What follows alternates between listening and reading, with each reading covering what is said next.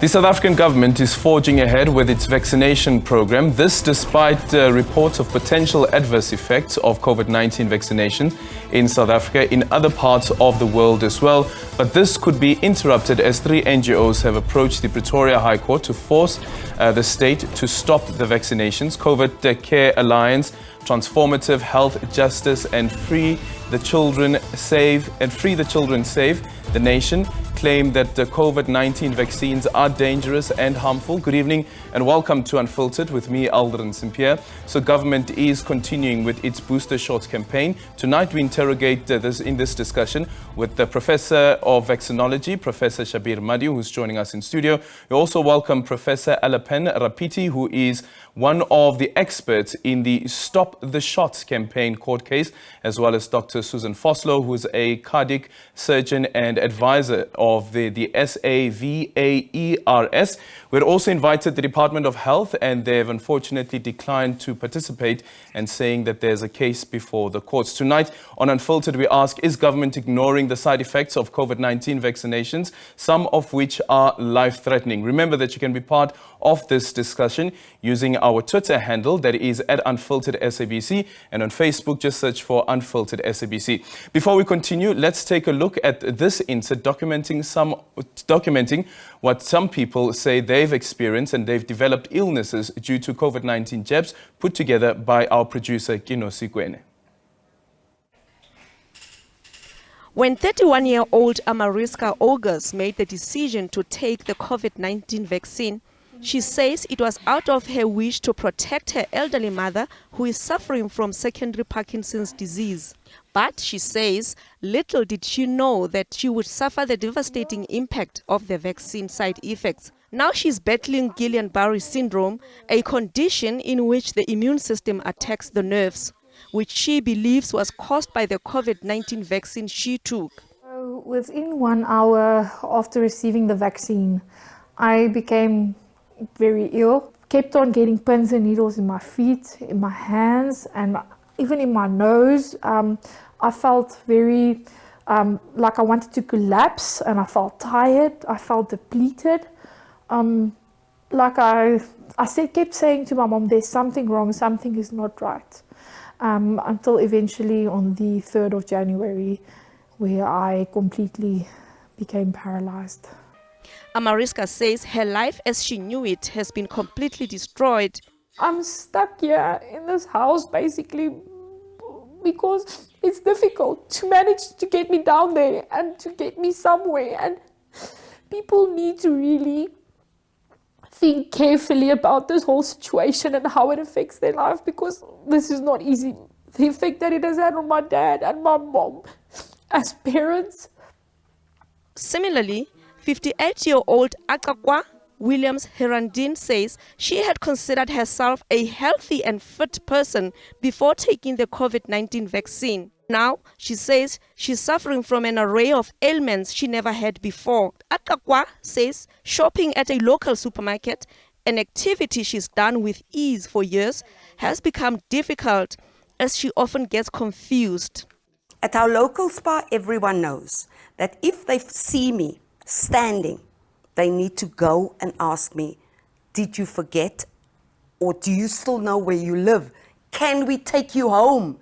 Because often I'm out, I have no idea where I live. It's very difficult to explain. She wants government to acknowledge people like herself who are suffering from adverse vaccine side effects and intervene in their situations. I need to be acknowledged as having an illness. As the National Health Service in Britain are now acknowledging people, I'm sure our government are very aware of best practice globally, as the NIC of America is doing, as the Canadian Health Service is doing, as Canada is doing, to acknowledge that there is an issue. Kino Sikwene, Unfiltered, SABC. Well, thank you so much. That report there put together by Kinosi Kwina. Professor Madi, let's start off the conversation with you, joining us in studio. Does that insert surprise you at all? And of course, this is the perspective of people who believe that they've got adverse effects because of the COVID-19 vaccine. So those insights don't surprise me. I mean, there's a category of individuals that would make claims, irrespective of whether it's based in science or not. So let us just unpack what those two individuals said. The first case was a case that claims to have had Guillain-Barré syndrome, which is a recognized complication of vaccines, of COVID-19 vaccines, as well as influenza vaccines for that matter. With COVID-19 vaccines, the incidence of developing Guillain-Barré syndrome is in a region of about 1 out of every 500,000 people that are vaccinated. Now, globally to date, the number of people that have been vaccinated with COVID-19 is sitting at about 5.5 billion people, 3/4 of the world's population. There's been closer to 13 billion doses of vaccines that have been administered. How many people do you know in South Africa that have got Guillain-Barré syndrome? And the answer to that would be 0. The second individual who claims confusion to be a side effect of the vaccine, she spoke very eloquently, and quite eloquently for someone that has this mental challenge because of vaccination. Obviously, what's lacking there is information in terms of what the onset of the confusion was. Yeah. And even for the first case, it's extremely unusual for someone to start manifesting this sort of neurological symptoms as the individual indicated within 1 hour of being vaccinated. Guillain-Barré syndrome, when caused by vaccines, is because of sort of an autoimmune reaction to the nerves of the body. It's something that actually gradually occurs. After how long?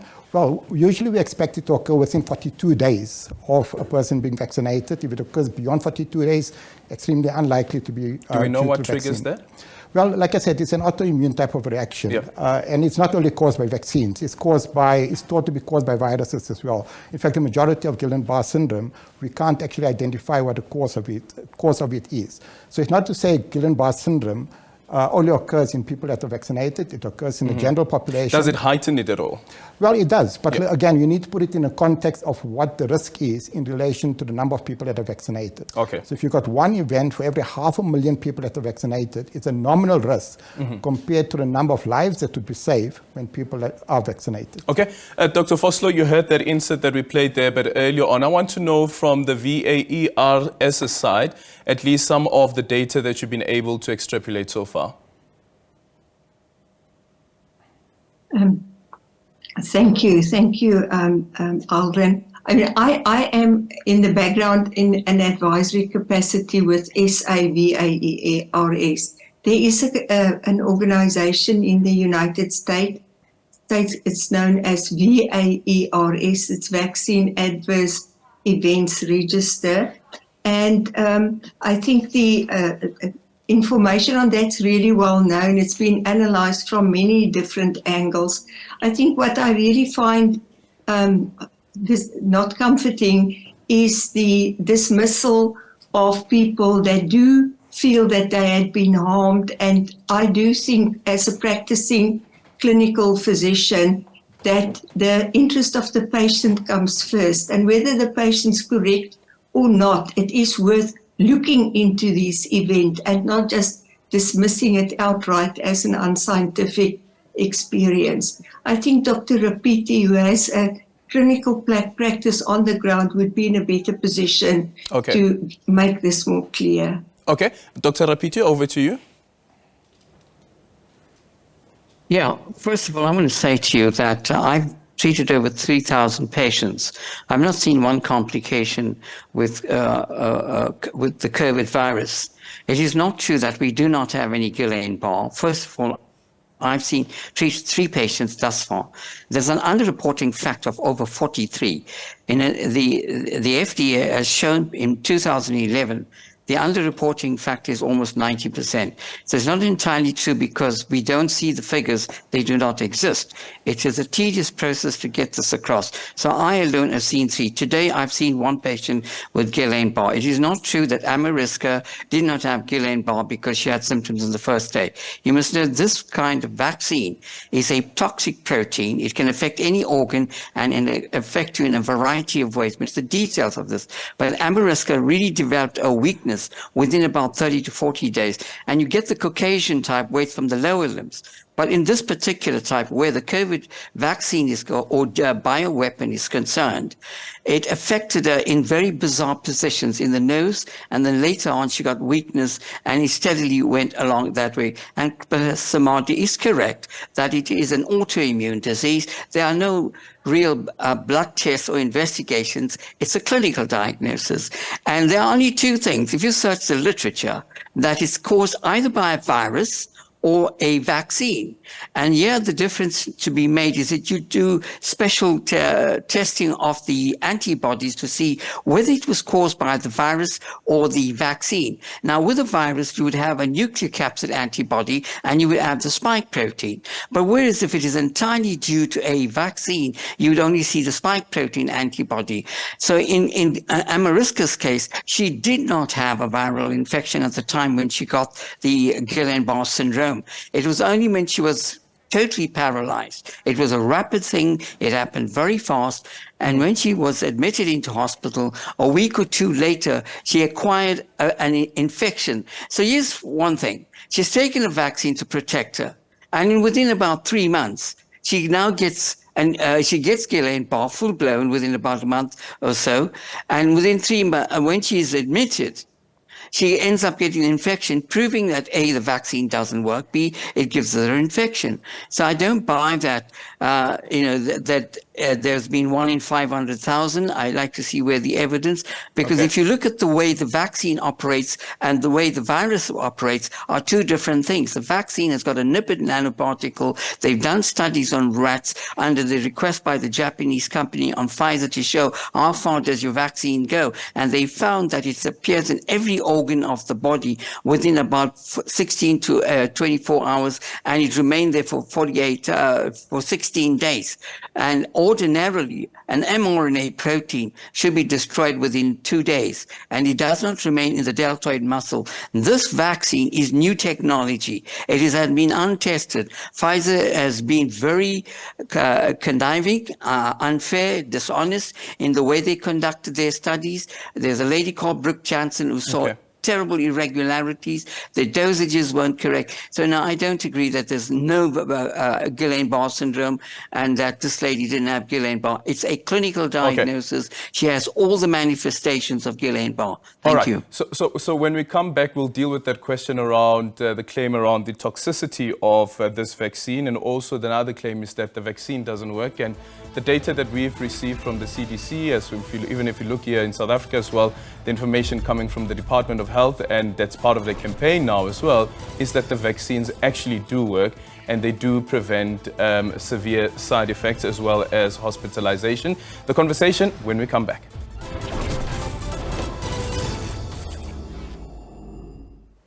And welcome back as we continue this conversation, as we have this conversation with Professor Shabir Madhi, who's joining us in studio, vaccinologist. Professor, you want to quickly respond to Dr. Rapiti there?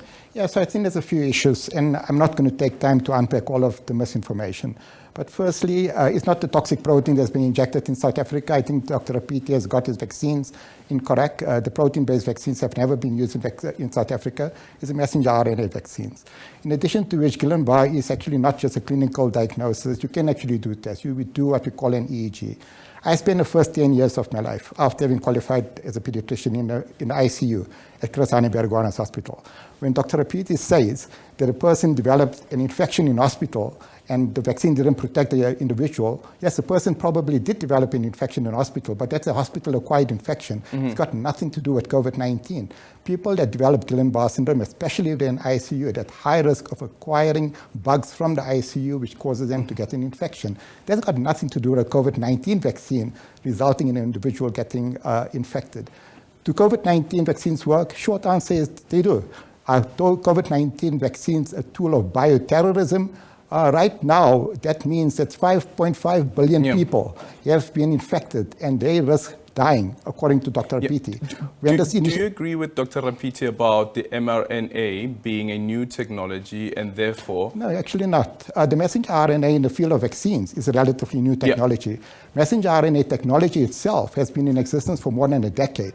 In fact, it's actually been pioneered in the field of treatment for cancers. So messenger RNA as a technology is not something that's new, but in the field of vaccines, it's the first time that we've used it to actually deal with an infectious disease. So this is part of a trial, would you agree? Oh, well, it was part of a trial when we did initial clinical trials.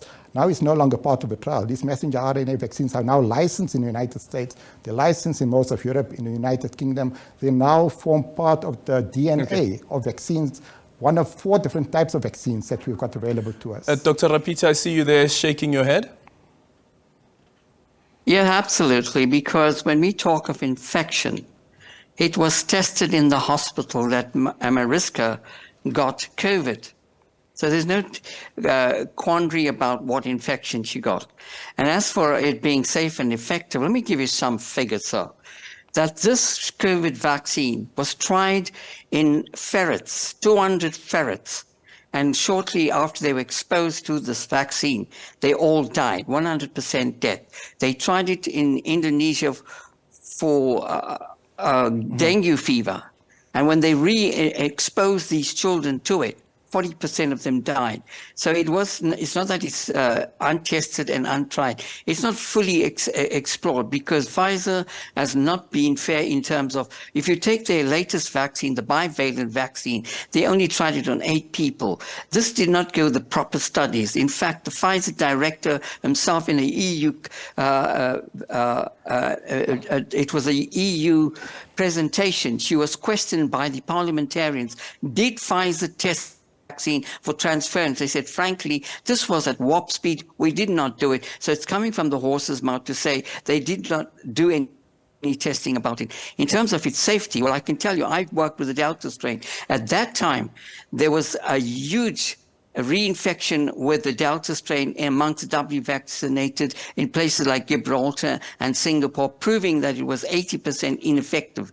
Right now, at the moment, I can give you the figures that 85% of the people that are getting infected or dying in Japan are the triple boosted, because there's a thing called, and Professor Mardi will be an expert on this, there's a thing called vaccine fatigue. What happens is you have 4 types of IgG, IG 1, 2, 3, and 4. Your 4 is the least effective. And what they've now found in the study is that with infections, your IG1 is the prominent and potent one. But with the vaccine, they're finding that there's a prominence of IG4. So you find from the Office of National Statistics, we don't do statistics in this country. You cannot report when you have an adverse event. It's such a tedious job. So we've got our own VAERS. But the Office of National Statistics are showing that people who have been triple boosted have been 80% accounting for the number of infections. So to say the vaccine we've got today, which was actually created for the Alpha and the Wuhan strain, was ineffective against the Delta strain, and now totally ineffective against a multi-mutant Omicron strain, it makes no sense. Because if it was, sir, if this Pfizer vaccine was effective, why on earth would Pfizer go ahead and create the bivalent vaccine, which was not properly tested, not effective? And the other thing is that you do not vaccinate it when you have an 100% recovery.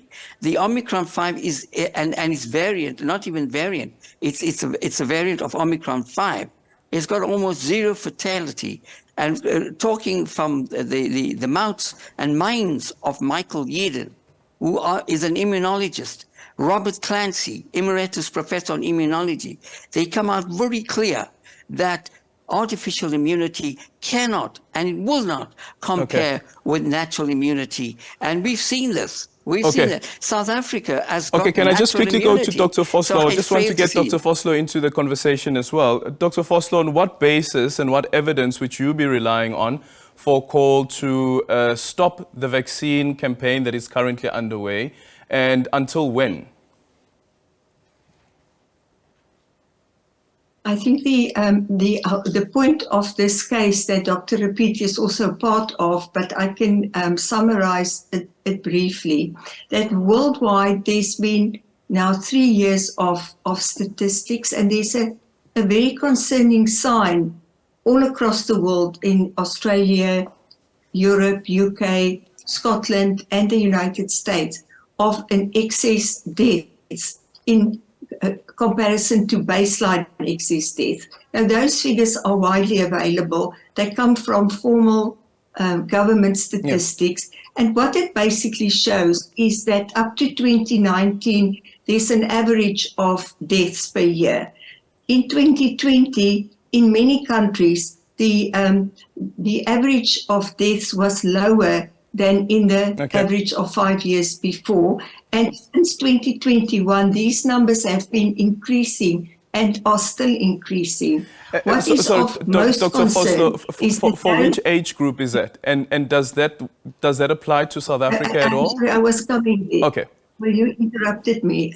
So the age group that is the least prone to die with a natural so-called COVID infection is the younger age group. And the excess deaths seem to be far higher in age groups, for instance, from about 16 to 49 years. Yeah. I think that's highly worrying, and it does need investigation. I think what this court case aims to achieve is to say, let's pause and review the data. I don't think chanting safe and effective or the marketing narrative of the companies that manufacture these products is really helpful to society. Does the analogy around the excess deaths apply to South Africa at all? There are no statistics, so I think it's also going to be difficult. Isn't it the weekly statistics that are released? Yes, let me help Dr. Vosloo. South Africa Medical Research Council has been tracking excess mortality since the start of the pandemic. They stopped doing that recently because there was no longer any excess mortality. Dr. Vosloo has got the facts incorrect. The COVID-19 vaccines haven't been around for 3 years. They've only been around for 2 years. The excess mortality actually tracked the waves of COVID-19 that occurred in South Africa, and the same goes elsewhere. Currently, there isn't any excess mortality in South Africa, and certainly no excess mortality in the United Kingdom, United States. So, Dr. And what do you base those stats on? Well, based on the published data from the CDC itself, based on the published data from the United Kingdom. Okay, we continue the conversation when we come back, and also getting some closing remarks from my panel. And let me just quickly get some closing remarks from my guest this evening. Dr. Vosloo, I'm going to start off with you. 30 seconds closing remarks, please. I think another serious concerning aspect is the harassment and censorship of any dissenting voices and persecution and ad hominem attacks on medical professionals that raise certain concerns. Thank you so much. Dr. Rapiti, your 30 seconds.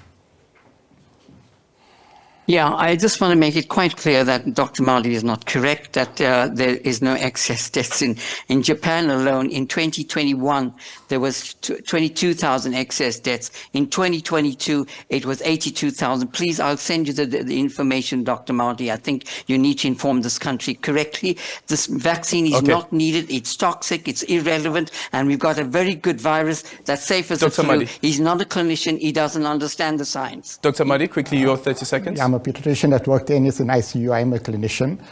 Short answer, 5.5 billion people have been vaccinated. 12.7 billion doses of vaccine have been administered. In the first year of vaccines use alone, 20 million lives have been saved. Let the data and let the facts speak for itself. Thank you so much. Unfortunately, we've run out of time, and thank you so much for joining us this evening on S3 Unfiltered with me, Alderin St. Pierre. Enjoy the rest of your evening. That's it.